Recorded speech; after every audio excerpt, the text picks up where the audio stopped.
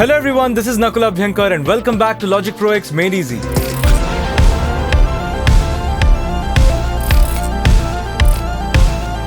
I know it's been a really tough time during Corona thing since March or in your respective countries whenever the lockdown started. All the commercial studios are shut down and you are forced to record yourself at home. So this tutorial will focus on how to record yourself at home. Let's quickly go through what's required for a recording. Firstly, you need a microphone. Second, preamp. Third one, audio interface. Fourth, a cable to connect your audio interface to your system. And fifth, of course, Logic Pro X to record it. Microphones, it doesn't matter which one you have. It might be a Shure SM58, which is a dynamic microphone. You might have something like this, which is a condenser mic, or you might have a ribbon mic. Doesn't matter what you have, but your microphone gets connected to a preamp. Now, the job of preamp is to amplify the signal that is being received by the microphone. Mostly, preamps are built into the audio interface.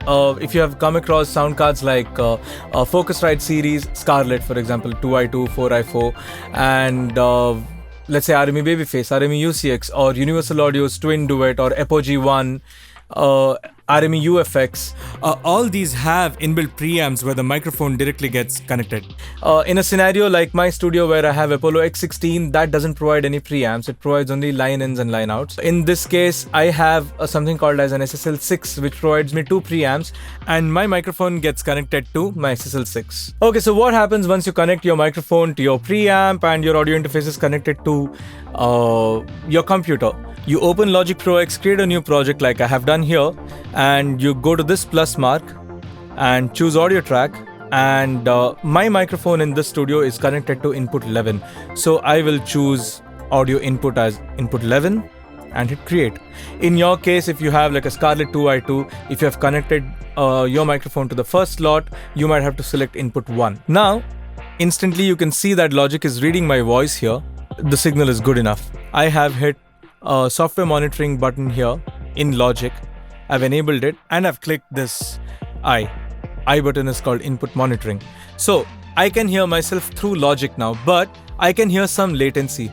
Latency is nothing but from the moment I speak, by the time the signal comes back into my headphones, there's a small time difference. And if that time difference is even a little bigger than our threshold, we won't be able to sing on time. If I snap,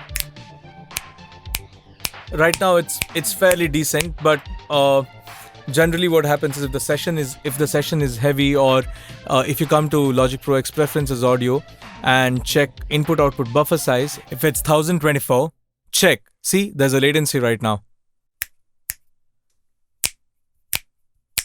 There's 49 milliseconds latency So there are 2 ways to fight this in case you end up in such scenario. Either come to this window and reduce the buffer size. Generally 256 works, and right now, see, the latency has reduced down to 17.1 milliseconds. That's great. And if not this one,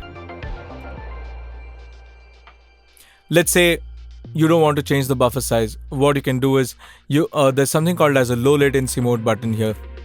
Just hit that and see if the latency comes down. Right now, in my case, the latency hasn't come down. So I have to go to preferences audio and reduce the buffer size. Check. Yeah, now this is much better. Once you've done all this, once your track is armed for recording, once you can hear yourself in the headphone, there's a checklist which you should go through, and that is this one. 1. Check the gain on the preamp. 2nd, input monitoring. Turn it on if you want to hear yourself. Check for the noise in the room. Right now my AC is running here.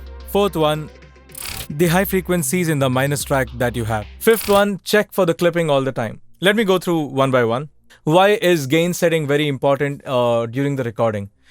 I'm not going to speak about it. Let me quickly show it to you. Ja ja re apne mandirva, ja ja re apne mandirva, ja ja re apne mandirva, sun pavegi sasan nadiya ja re. So I have recorded a couple of lines just now, and the first case scenario is where my gain is quite low.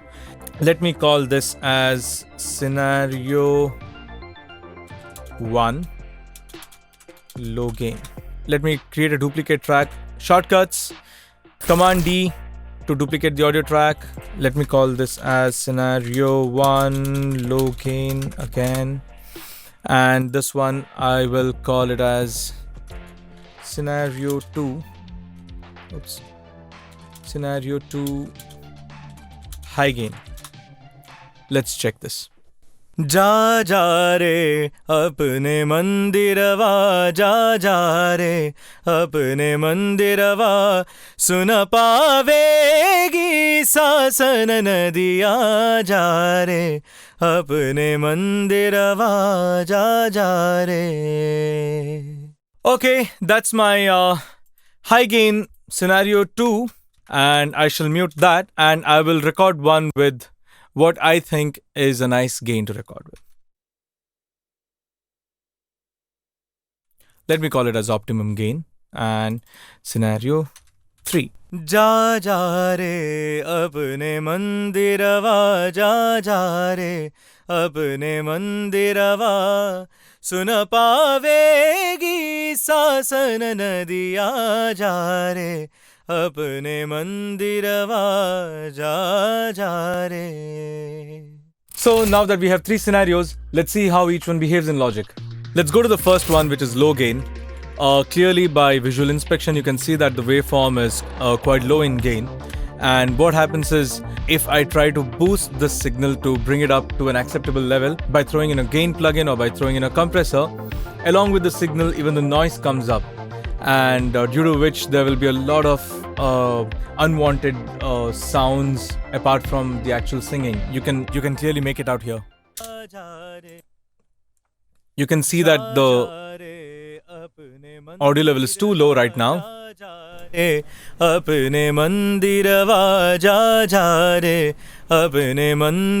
a sudden the room noise is also coming up. The AC which is running here, that's also coming up, and that's quite disturbing in a recording. Hear that? Before the breath. That room noise. And if now going to the second scenario, which is a super high gain, it already looks like a distortion guitar signal to me. जा जा रे अपने मंदिरवा, जा जा रे अपने मंदिरवा, सुन पावेगी. Right there. Did you hear what happened? The vocals were like literally distorting. Okay, I have reduced the signal's gain by around, let's say, 9 dB. Just because I don't want it to be too loud. And if I go through this passage again, it's still peaking only at minus 10.7, which means if I bring this to 0, this fellow won't clip. He won't touch 0 at all. He will still be at minus 1. But there's distortion in the signal. That mainly happens because when I'm singing, if the gain in the preamp is too hot, then the signal distorts within the preamp. Every preamp has a threshold, and if the signal goes beyond that, there is saturation added, there is distortion added. Initially it starts with saturation getting added up, which brings up the nice harmonics in the voice, and if that becomes too much, then harmonics turn into distortion and it sounds like this one. And this is a bad recording. The vocals are clipped and there's not much of processing that we can do because it's already destroyed. And from the preamp, it doesn't matter at what volume level you feed the signal into Logic Pro X, because you're just feeding the already distorted signal. The third one is an optimum level of gain setting, is because clearly if you see the waveform, first of all, it's not looking like this one. It's quite dynamic in nature, and if I zoom in, nothing looks clipped. Everything has a smooth edge. But this examination is not just enough. You have to listen through it and make sure that there's no distortion in any of the higher notes. Second, when you throw in a compressor, you don't feel like the need to drive the compressor too much.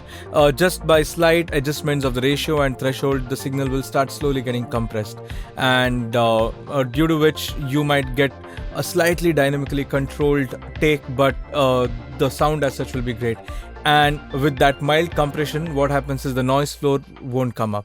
The noise will still stay low because the signal to noise ratio in this particular recording is great compared to this one. Now, there's one more thing called as a pseudo bass getting added into your recording. So what happens is when you come too close to the microphone, the way the microphone captures the voice changes. If I come too close, like that, for example, all of a sudden, and I'm still talking at the same pitch, all of a sudden you can hear that my voice is too bassy. And if I come back, you can see that my voice is thinning out and you can hear only higher frequencies. So you have to make sure, or if you're an engineer, you have to make sure that the singer is maintaining a nice distance from the microphone. You have to find out that optimum distance from the microphone in order to get the fullness in the voice. But this thing is called as proximity effect. The closer you are to the mic, the more bassier your voice sounds, or any instrument sounds. You don't want that, because you don't need that in the mix. You will end up cutting that low. So while recording itself, you can remove those unwanted lows just by keeping the singer at an optimum distance from the microphone. HF in the track. This is very interesting. Let me just play you the loop I have.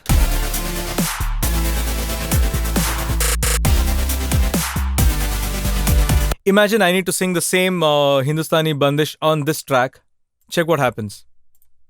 I'm setting the optimum gain itself. And let me quickly record this.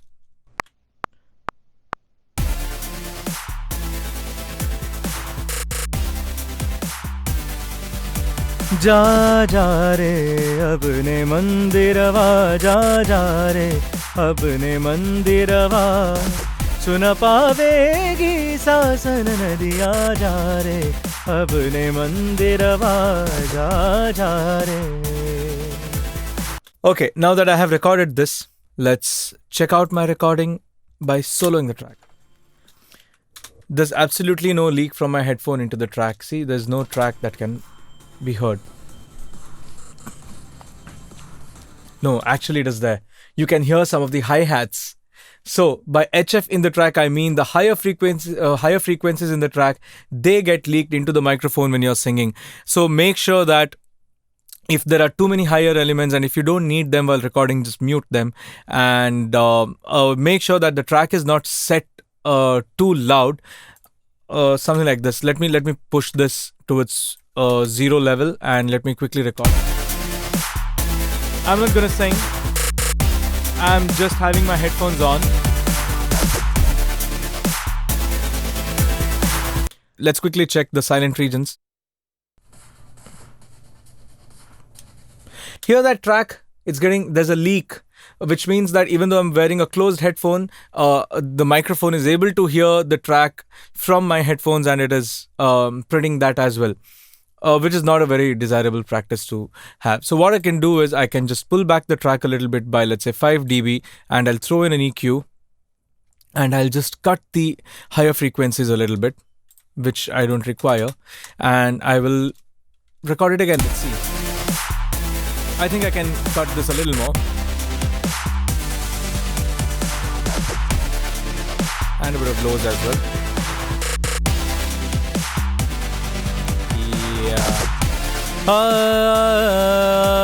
जा जा रे अपने मंदिरवा, मंदिरवा, जा जा re. Okay, now that I've cut the gain and I've done some EQ on the track, let's solo and check.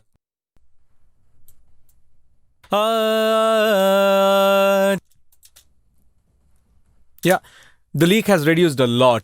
Now when I'm singing, you can hear only my voice. जा जा रे अपने मंदिरवा. So this is why whatever music you have while the recording is going on, you need to set that at the right volume level, and if there is a lot of high frequency in the track, you need to cut it down a bit just to avoid the leak and to have a much cleaner take. So that's it for today. I hope this video was really helpful for you. I'm sure you're forced to record at homes, but trust me guys, if you start recording and if you learn how to record and if you end up getting really good takes, this is a really fun activity to do. And practice more and more, record yourself more and more, and let me know how it goes. Leave your comments down below, and if you have any questions or suggestions, feel free to let me know. And if you like the video, hit like and share. Some of your friends might really benefit from this one, and do not forget to subscribe my channel for more videos like these. Thank you. Bye bye.